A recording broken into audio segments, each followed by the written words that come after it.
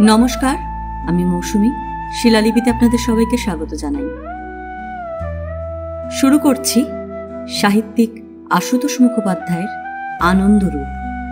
গল্প পাঠ ভালো লাগলে শেষে একটা লাইক দিয়ে যেতে ভুলবেন না। এখনও যারা আমার চ্যানেলটা সাবস্ক্রাইব করেননি তাদের সকলের কাছে আমার অনুরোধ, প্লিজ আমার চ্যানেলটা সাবস্ক্রাইব করে নেবেন। পাশে যে বেল নোটিফিকেশনটা আছে সেটা অবশ্যই প্রেস করে দেবেন। শুরু করছি সাহিত্যিক আশুতোষ মুখোপাধ্যায়ের উপন্যাস আনন্দরূপ। আজ উপন্যাসের প্রথম পর্ব। খণ্ডকালের একটা চলমান ছোট পিঞ্জর থেকে হঠাৎ যেন একটা বৃহৎ মুক্তির মধ্যে এসে দাঁড়ালাম আমরা। ত্রিবান্দম থেকে আমাদের ছোট স্টেশন ওয়াগন ছেড়েছিল বেলা 1টায়। ছোটার তাড়া কিছু ছিল না, তাছাড়া সঙ্গে অসুস্থ ছেলে। ড্রাইভারকে আস্তে চালাবার নির্দেশ দিয়ে রেখেছিলাম। আমাদের নিজস্ব হেফাজতের স্টেশন ওয়াগন, অন্য যাত্রীর বিরক্তি বা ভ্রুকুটির প্রশ্ন নেই।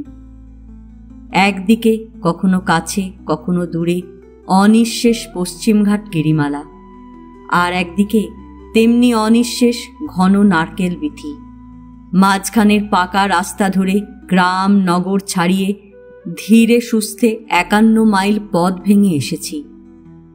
সমাধিস্থ ওই পাহাড়ের সারি দেখে মনে হয়েছে মানুষের পদস্পর্শে আজও ওদের সুচিতা নষ্ট হয়নি।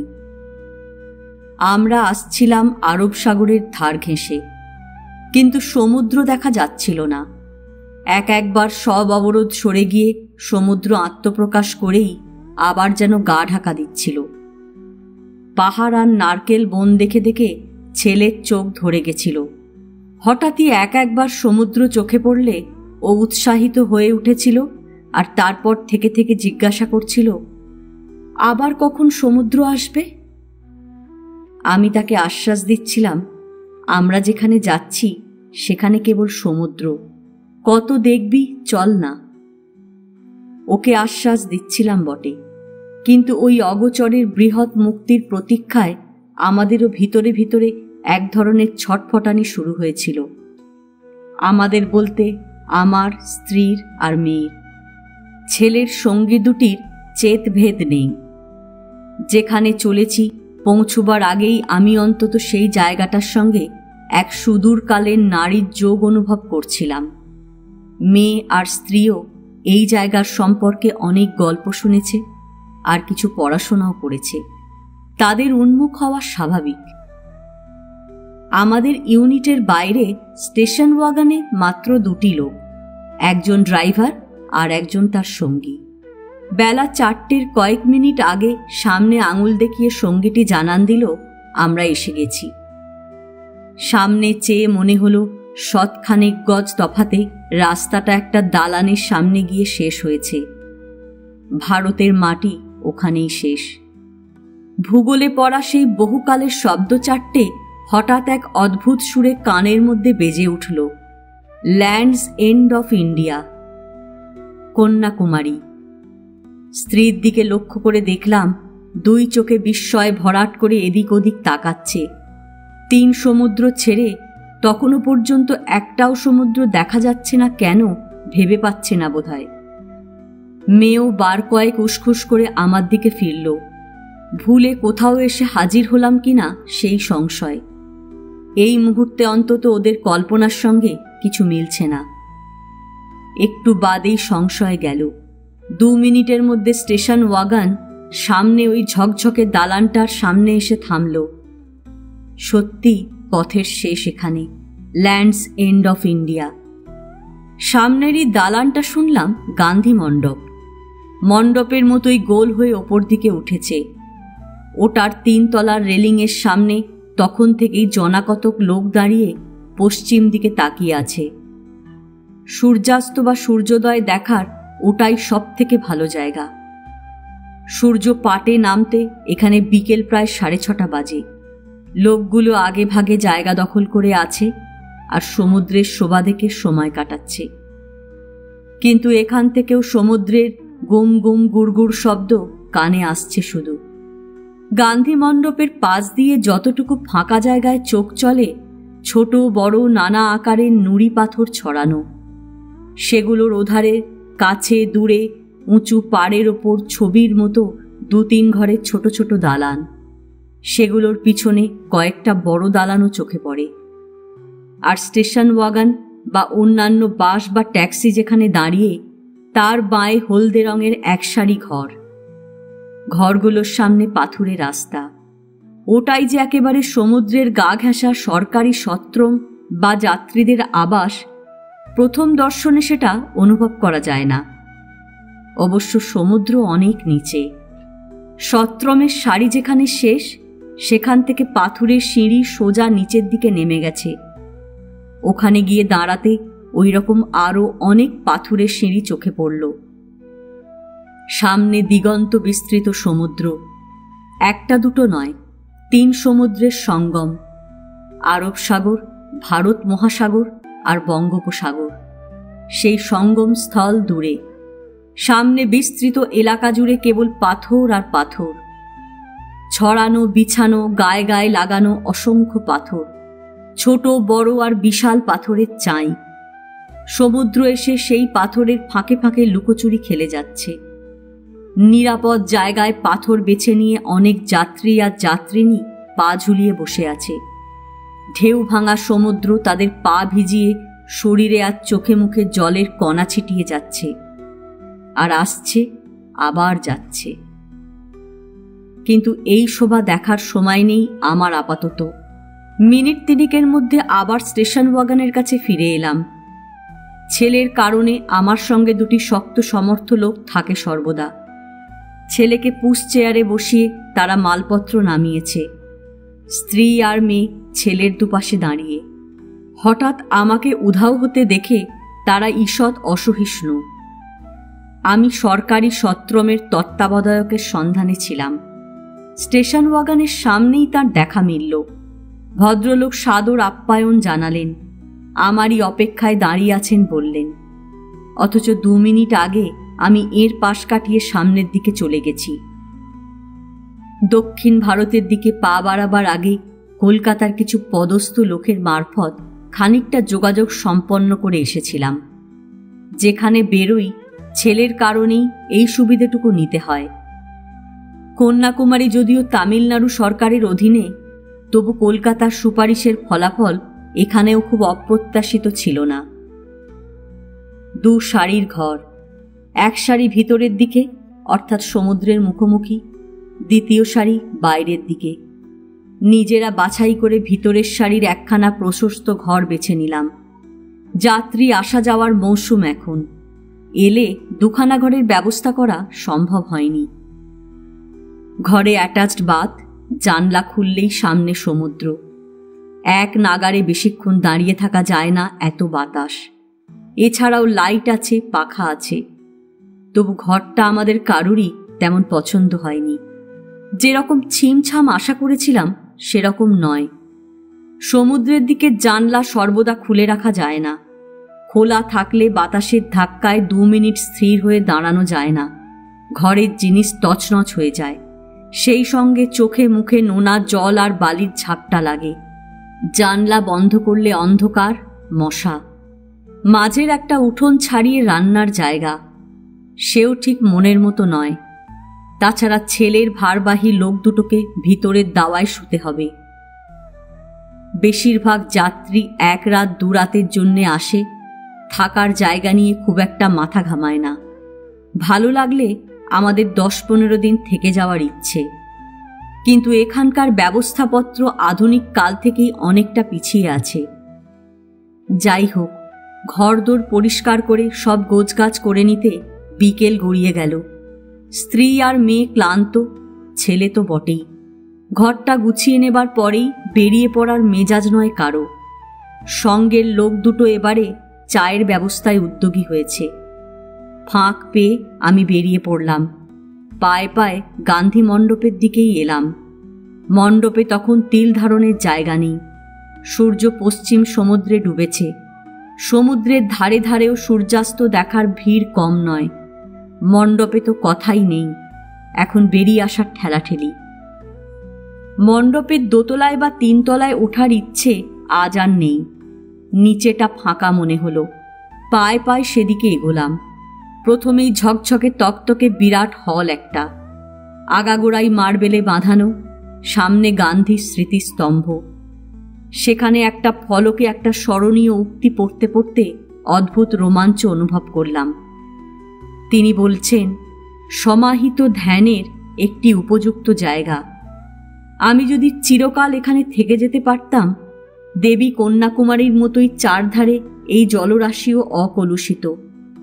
Like the goddess Kanyakumari, the waters around are virgin, ইত্যাদি। সামনের বারান্দায় এসে সমুদ্রের দিকে তাকালাম। ওই উন্মুক্ত সমুদ্রের দিকে চেয়ে এমন সুন্দর কথা বোধ করি শুধু মহাত্মাই বলতে পারেন। সূর্য অস্ত দিগন্তে বিলীন হলেও পশ্চিম দিগবলয়ে গলিত সোনার ছড়াছড়ি। ওখানে বসে কোনো রসিক যেন তার পর্ণসুদার পাত্রখানা সমুদ্রে উপর করে ঢালছে। স্থলভূমি আর উত্তাল সমুদ্র বিহুবল তার প্লাবনে। ক্ষণকালের জন্য বিহুবল আমিও। সামনে উদ্দাম অকলুষিত সমুদ্র, অদূরের মন্দিরে দেব পুরুষের স্পর্শবর্জিত চিরকুমারী দেবী কন্যা। কনক কাঞ্চনে বিভূষিত তার সর্ব অঙ্গে বিবাহসজ্জা। কিন্তু নৈশ বিবাহলগ্ন উত্তীর্ণ, দেবপুরুষের প্রত্যাশা ব্যাহত বিঘ্নিত, পাষাণের মণিকোঠায় আবদ্ধ অক্ষত যৌবনা চিরকুমারী কন্যা। ভাবতে গেলে দেবী কন্যার ব্যথা বিরহ বেদনায় বাতাসটাই ভরাট হয়ে ওঠার কথা, কিন্তু তা হয় না। অসুর বিনাশের সংকল্পে চিরকুমারিত্বের শর্তে তাঁর আবির্ভাব। কন্যারূপিণী দেবী সেই শর্ত বিস্তৃত হয়েছিলেন। কন্যা অক্ষত যৌবনা না হলে তিনি সত্যভ্রষ্ট হতেন। দেব চক্রান্তের ফলে তাই বিবাহলগ্ন নিষ্ফল উত্তীর্ণ। চিরযৌবনা কন্যা তাই চিরকুমারী।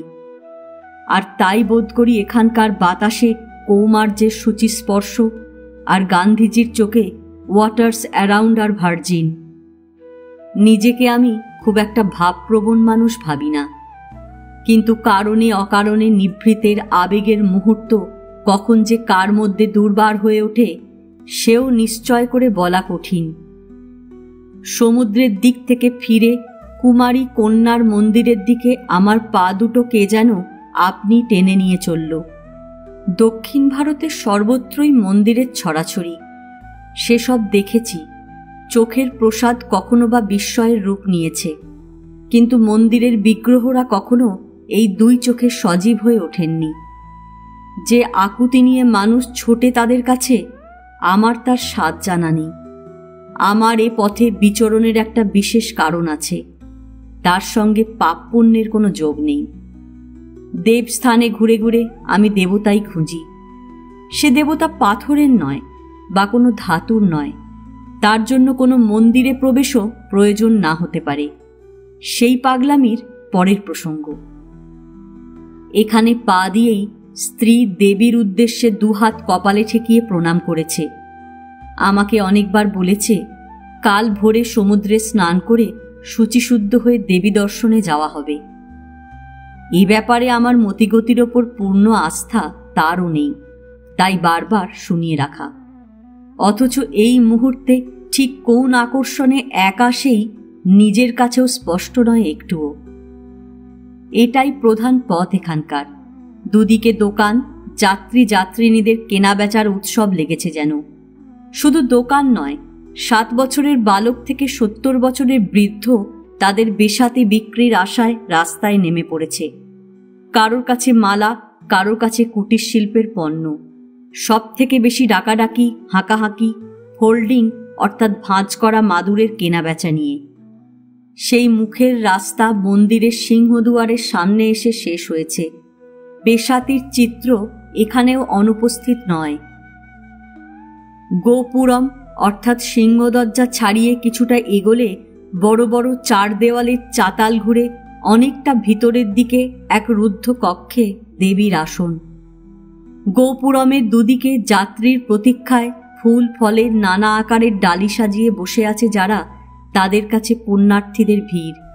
সন্ধ্যারতির সময় সেটা। এক কোণে জুতো খুলে পায়ে পায়ে এগোবার উপক্রম করতে বাধা পড়ল। আমার গায়ে জামা, জামার নিচে গেঞ্জি। পুরুষের ঊর্ধ্বগাত্রে কোনো বসন থাকবে না মন্দিরে প্রবেশের এই বিধি। একজন লোক পথ রোধ করে সেটাই জানিয়ে দিল। বিমূঢ় মুখে দাঁড়িয়ে গেলাম। হ্যাঁ, পুরুষেরা আদুর্গাই দর্শনে চলেছে বটে, কিন্তু আমার সেদিকে খেয়াল ছিল না। দক্ষিণ ভারতের আরও কোনো কোনো মন্দিরে এই বিধির মুখোমুখি পড়তে হয়েছে। শোনামাত্র দর্শনের অভিলাষ শূন্যে মিলিয়েছে। বিরক্তি চেপে থেমে গেছি। স্ত্রী আর মেয়ে দর্শন সেরে এসেছে। মেয়েদের বেলায় কোথাও কোনো রকম বিধিনিষেধ নেই। পরে এই নিয়ে স্ত্রীকে দুই একটা পরিহাসের কথাও বলেছি। সে রাগে গজগজ করেছে, বাড়িতে লুঙ্গি পরে উদম গায়ে 5 জনের সঙ্গে দেখা সাক্ষাৎ করতে পারো, এখানে সব পুরুষই এইভাবে যাচ্ছে আসছে, আর এখানেই তোমার আপত্তি। দেবতার কোপের ভয়েই যে তার রাগের কারণ সেটা বুঝতে দেরি হয়নি। কিন্তু এই মুহূর্তে এখানে সেই বিধি আমাকে বিমুখ করল না, বিরক্তির কারণ ঘটিয়ে ফিরিয়ে দিল না। খানিক আগের যে অগোচরের আবেগ আমাকে এদিকে ঠেলে নিয়ে এসেছে সেটুকু এখনো মুছে যায়নি। কি করা যায় ভেবে না পেয়ে এদিক ওদিক তাকাচ্ছিলাম। পেছন থেকে অনুচ্চ অথচ ভারী, মিষ্টি গম্ভীর পুরুষের গলা কানে এলো। গায়ের জামা আর গেঞ্জি ওই ডালিওয়ালাদের কাছে জিম্মা করে দিন, ওরা ঠিক রাখবে। ঘুরে দাঁড়িয়ে মূর্তিটি দেখলাম। দু চোখ প্রসন্ন হবার মতোই বটে। এমন সর্বাঙ্গ সুন্দর পুরুষ কমই চোখে পড়ে। পা থেকে কোমর পর্যন্ত ধবধবে সাদা পাতলা থান জড়ানো, খালি গা, সাদা উত্তরীয় গামছার মতো কাঁধের ওপর মেলা। গামছা কাঁধে দেবী সন্নিধানে আসা বিধিবিরুদ্ধ নয়। গলায় খুব ছোট আকারের রুদ্রাক্ষের মালা, লম্বা দোহারা চেহারা, টিকলো নাক, গভীর টানা চোখ, মাথার চুল খুব ছোট করে ছাঁটা। গায়ের রং খুব ফর্সা নয়, মোটামুটি ফর্সা। দেখলেই সামনে দাঁড়াতে ইচ্ছা করে, কথা বলতে ইচ্ছা করে, কথা শুনতে ইচ্ছা করে। এমনি এক পুরুষের লাবণ্য যেন ওই দেহটির পা থেকে মাথা পর্যন্ত আশ্রয় করে আছে। প্রথম দর্শনে বয়স 30-32-এর বেশি মনে হলো না। স্পষ্ট বাংলায় কথা বলল যখন, বাঙালি নিশ্চয়। কিন্তু আমি কথা বলার অবকাশ পেলাম না। আঙুল তুলে একজন ডালিওয়ালাকে দেখিয়ে দিয়ে লোকটির সামনে এগিয়ে চলল। লক্ষ্য করলাম ডালিওয়ালা পিছন থেকেই তার উদ্দেশ্যে সশ্রদ্ধ প্রণাম জানালো।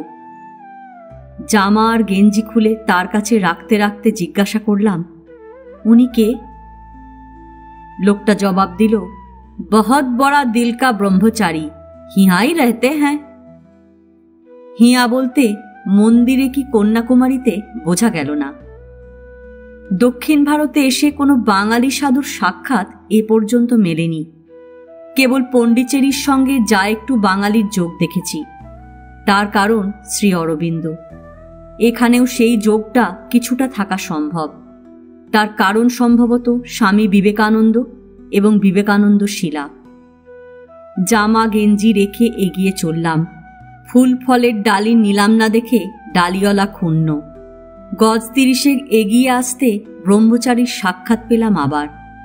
একটি বৃদ্ধার সামনে মাথা নিচু করে দাঁড়িয়ে, হাত নেড়ে নেড়ে বেশ একটু আকুতি নিয়ে বৃদ্ধা তাকে বলছে কিছু, কিন্তু ব্রহ্মচারীর 2 চোখ সোজা তার পায়ের দিকে, শান্ত গম্ভীর।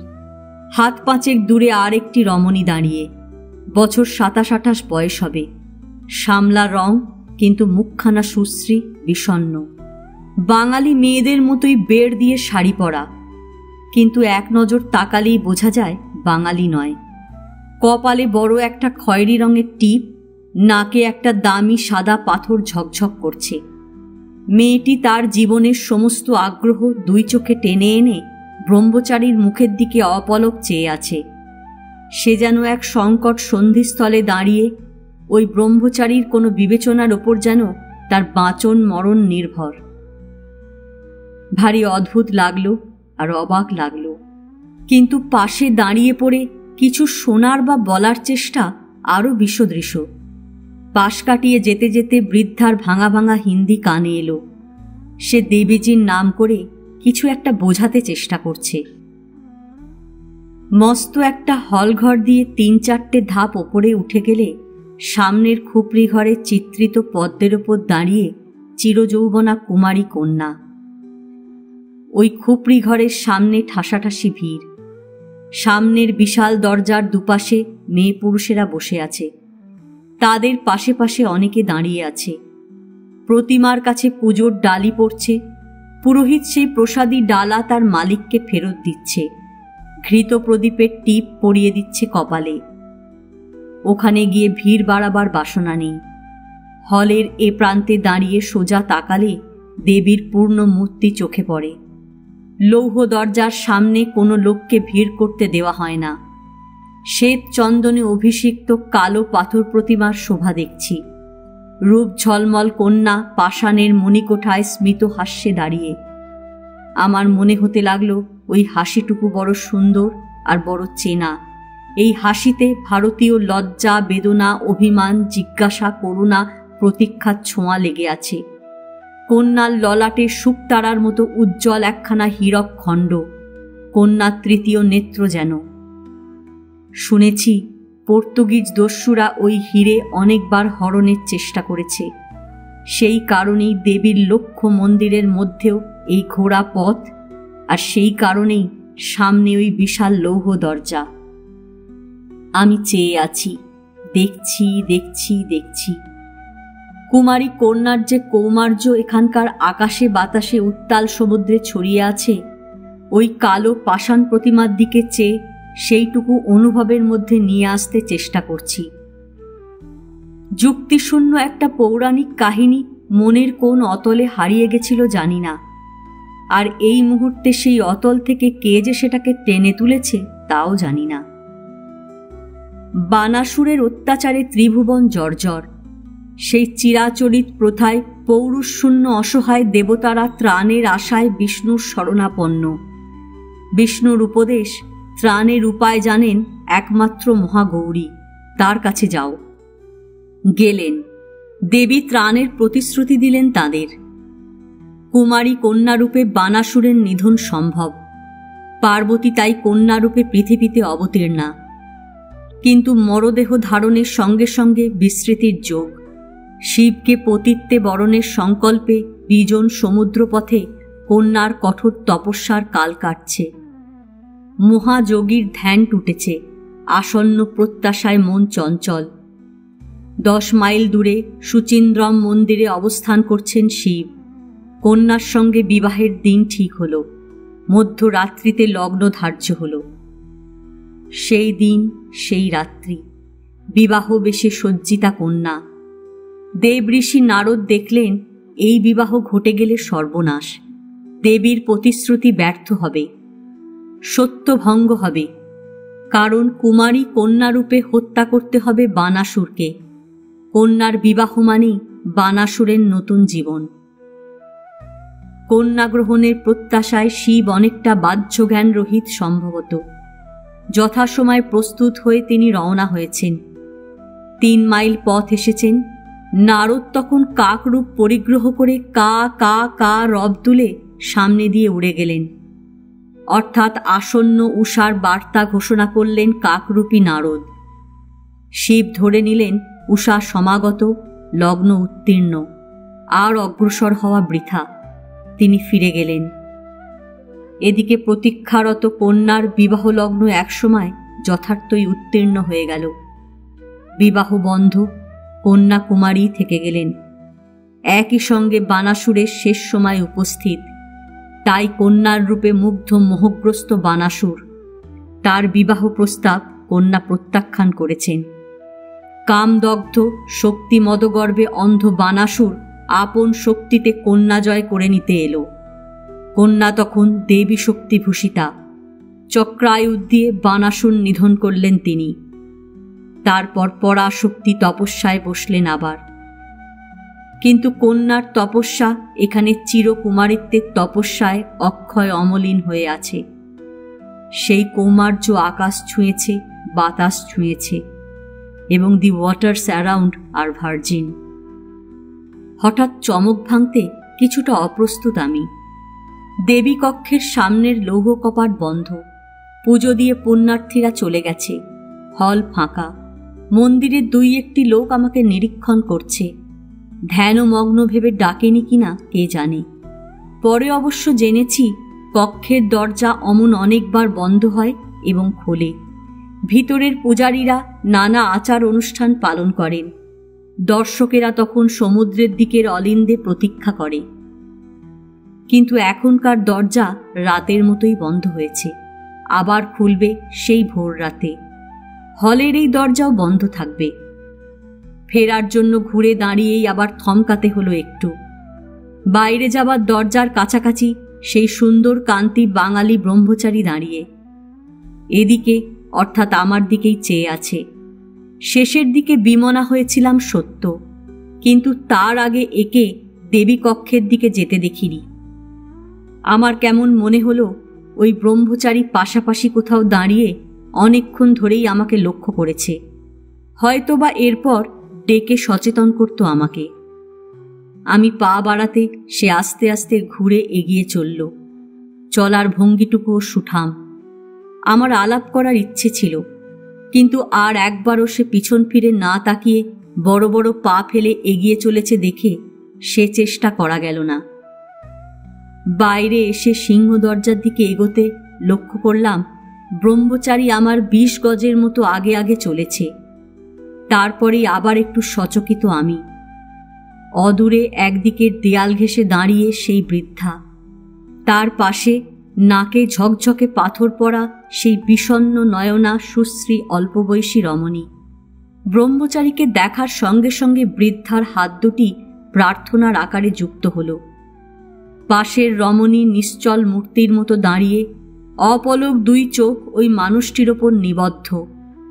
কিন্তু অবাক লাগলো অন্য কারণে। সামনাসামনি দাঁড়িয়ে কথা শোনার সময় মাথা নিচু করে মাটির দিকে চেয়ে থাকতে দেখেছি ব্রহ্মচারীকে। সেই দৃষ্টি এখনো সোজা মাটির দিকে, প্রায় নিজের পা বরাবর। ডাইনে বাঁয়ে কোনো দিকে না তাকিয়ে দ্রুত চলে যাচ্ছে। ওই বৃদ্ধা আর তার পাশের রমণীর দিকে চোখ রেখে এগিয়ে এলাম। মনে হলো ওই যে মানুষটা চলে যাচ্ছে, দুনিয়ায় এক সে ভিন্ন আর কোনো অস্তিত্ব সম্পর্কে সচেতন নয় তারা। আজ এ পর্যন্তই। উপন্যাসের 2য় পর্ব নিয়ে অন্যদিন আসব। গল্প পাঠ ভালো লাগলে লাইক, শেয়ার, কমেন্টস করতে ভুলবেন না। আজকের মতো নমস্কার।